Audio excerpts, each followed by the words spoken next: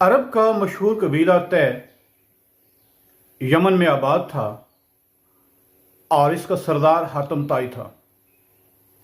اس پورے قبیلے نے اس آیت قبول کر لی تھی اور نبی کریم صلی اللہ علیہ وسلم کی بعثت سے چند ماہ پہلے حاتم طائی کی وفات ہوئی۔ طائی کی وفات کے بعد حاتم طائی کا بیٹا عدی بن حاتم اس قبیلے کا سردار مقرر ہوا اور یہ حاتم طائی سے قدر مختلف تھا۔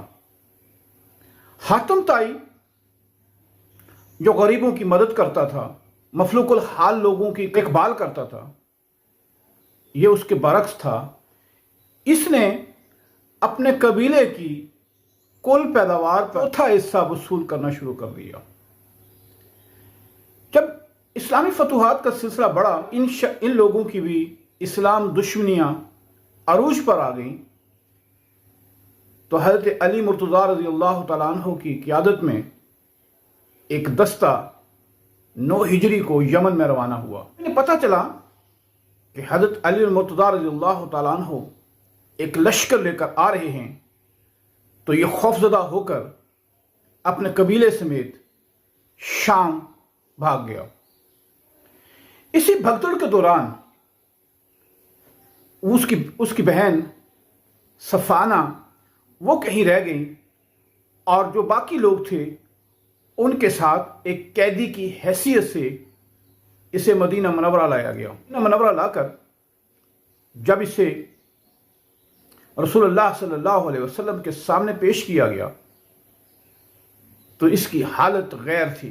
صافی پیش آں گردوں سریر دخترے سردار طے آمد اسیر، کہ جب رسول کریم صلی اللہ علیہ وسلم کے سامنے ایک جنگ کے دوران ایک قیدی کی حیثیت سے قبیلے کی سردار کی بیٹی پیش کی گئی، ایک قیدی کی حیثیت سے لائی گئی، پائے در زنجیر او ہم بے پردہ بود، گردن از شرم و حیا خم کردہ بود۔ اس کے پاؤں زنجیروں میں جکڑے ہوئے تھے اور اس کا سر بے چادر تھا، اس کے سر پر کوئی پردہ نہیں تھا اور گردن شرم و حیا سے جھکی ہوئی تھی۔ اس حالت کو دیکھ کر رحمت دو عالم صلی اللہ علیہ وسلم کی رحمت جوش میں آئی۔ آپ نے دخترے راچن نبی بے پردہ دید، جب رسول کریم صلی اللہ علیہ وسلم نے حاتم طائی کی بیٹی کو بے پردہ دیکھا، چادر خود پیش روئے اس کو کشید، تو آپ اٹھے اور اپنی چادر مبارک اس کے سر پر اوڑھ دی۔ ما ازاں خاتون تے اوریاں ترین، پیش اقوام جہاں بے چادریم۔ یا رسول اللہ صلی اللہ علیہ وسلم، آج آپ کی امت حاتم طائی کی اس بیٹی کی طرح بے چادر ہے، بے پردہ ہے، بے سہارا ہے، اس کو سہارا دینے والا کوئی نہیں ہے۔ یا رسول اللہ صلی اللہ علیہ وسلم، وہ دنیا کی تمام امتوں میں، تمام قوموں کے سامنے بے چادر ہے، بے سہارا پڑی ہوئی ہے، دنیا کی اقوام اس سے بہت آگے نکل گئی ہیں۔ یا رسول اللہ صلی اللہ علیہ وسلم، اس پر بھی ایک دفعہ کرم کیجئے اور اس پر بھی چادر ڈال دیجئے۔ جب رسول کریم صلی اللہ علیہ وسلم نے اس پر چادر ڈال دی تو اس نے رسول کریم صلی اللہ علیہ وسلم کی اس رحمت کو دیکھ کر، اس مہربانی اور عنایت کو دیکھ کر عرض کیا کہ یا محمد صلی اللہ علیہ وسلم، میں یہاں نہیں رہنا چاہتی، مجھے آزاد کر دیجیے۔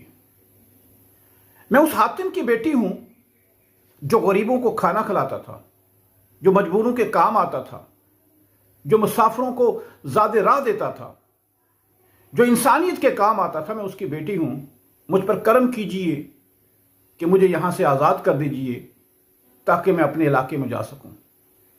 رسول کریم صلی اللہ علیہ وسلم نے جب اس کی یہ بات سنی تو آپ نے فرمایا کہ آپ کے باپ کا جتنی بھی خصوصیات تھیں وہ مسلمانوں کی خصوصیات ہیں، اگر وہ آج ہمارے پاس ہوتے تو ہم ان کی ضرور تکریم کرتے، عزت کرتے۔ اس پر حاتم طائی کی بیٹی نے کہا، مجھے میرا انتظام کیجئے کہ میں واپس اپنے بھائی عدی کے پاس۔ رسول رحمت صلی اللہ علیہ وسلم نے فرمایا کہ ابھی آپ انتظار کرو، جب آپ کے علاقے کے، آپ کے قبیلے کے یا آپ کے جاننے والے کچھ بااعتماد لوگ ملیں گے تو ہم آپ کو ان کے ساتھ روانہ کریں گے۔ کچھ دنوں کے بعد ایک قبیلہ یمن سے آیا اور وہ شام کی طرف جا رہا تھا۔ آپ صلی اللہ علیہ وسلم نے اس سے پوچھا، کہا کہ کیا یہ آپ کے جاننے والے اعتماد والے لوگ ہیں؟ تو حاتم طائی کی بیٹی نے کہا، یا رسول اللہ، یہ میرے جاننے والے اعتماد کے لوگ ہیں، میں ان کے ساتھ جانا چاہتی ہوں۔ آزاد کرنے والا میرا باپ، اس کا سایہ میرے سر پہ نہیں ہے، اور میرا آزاد کرنے والا بھائی خود فرار ہو کر شام چلا گیا ہے۔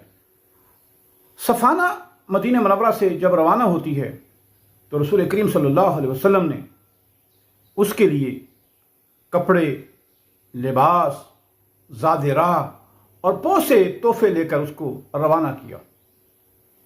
چلتے چلتے چلتے جب وہ شام پہنچی تو اس کے بھائی نے جب اسے دیکھا قافلے والوں کے ساتھ تو اس کے قریب آیا اور اس نے اپنے بھائی کو بہت ناراضی کا اظہار کیا کہ تم اپنے خاندان کو لے کر، اپنے قبیلے کو لے کر، اپنے بچوں کو لے کر تم بھاگ آئے، اور تم جیسے شخص کی غیرت پہ میں کیا کہوں کہ تم اپنی بہن کو وہاں چھوڑ آئے۔ اب اس کے پاس کوئی جواب نہیں تھا۔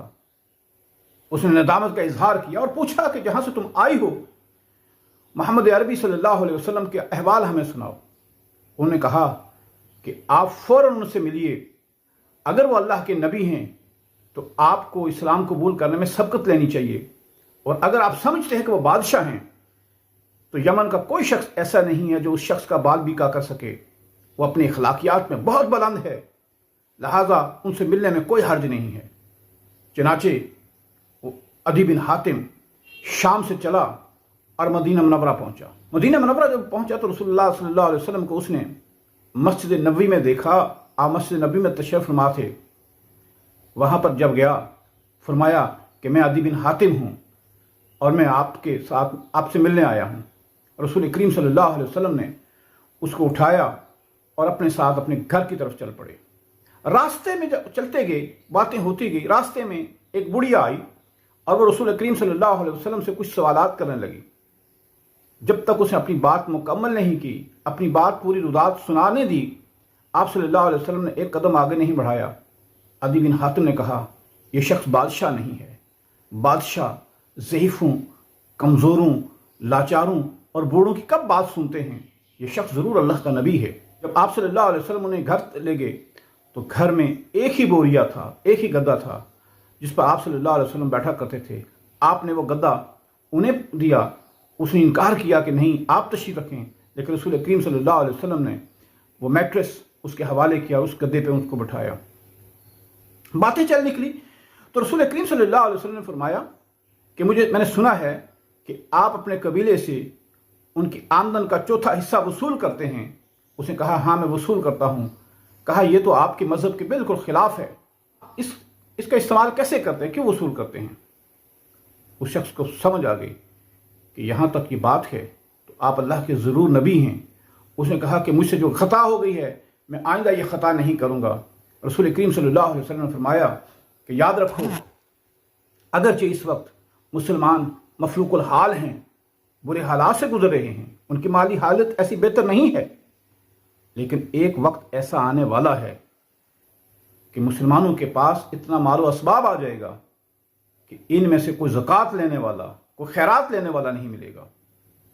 پھر ایک وقت وہ بھی آنے والا ہے کہ کسرا مسلمانوں کے سامنے اپنی گردن نگوں کر دے گا، اور وہ وقت بھی آنے والا ہے کہ اسلامی سلطنت اتنی پھیل جائے گی کہ قادسیہ سے ایک عورت بے خوف و خطر سفر کرتے ہوئے وہ مدینے پہنچے گی اور اس کی عزت و عفت کو کسی قسم کا کوئی خطرہ نہیں ہوگا۔ یہ سنتے ہی عدی بن حاتم مسلمان ہو گیا۔ رسول کریم صلی اللہ علیہ وسلم کا چہرہ مبارک خوشی سے تمتما اٹھا، آپ کے چہرے پر مسرت آئی۔ پھر تاریخ نے دیکھا کہ کسرا اسلام کے زیر نگیں آ گیا، اور کسرا کی مہم کے دوران عدی بن حاتم خود اس مہم میں شریک تھا۔ پھر اس نے وہ وقت بھی دیکھا کہ قادسیہ سے ایک عورت بے خوف خطر چلتی تھی اور وہ مدینے پہنچتی تھی۔ پھر اس نے اپنی زندگی میں ہی وہ وقت دیکھا کہ حضرت عمر بن عبدالعزیز کے زمانے کے اندر اسلامی ریاست کے اندر اعلان ہوتے تھے کہ زکوٰۃ لے لو، خیرات لے لو، لیکن کوئی شخص ایسا نہیں تھا کہ جو خیرات اور زکوٰۃ کے اہل ہو، کوئی شخص زکوٰۃ لینے والا نہیں تھا، ہر شخص دینے والا تھا۔ تو رسول اللہ صلی اللہ علیہ وسلم کی وہ بشارتیں اس نے اپنی زندگی میں ہی دیکھی۔ آپ صلی اللہ علیہ وسلم کا حسن سلوک، آپ صلی اللہ علیہ وسلم کے رحمت للعالمینی دیکھ کر آپ کے غیر بھی اپنے ہو جایا کرتے تھے۔ بہت شکریہ۔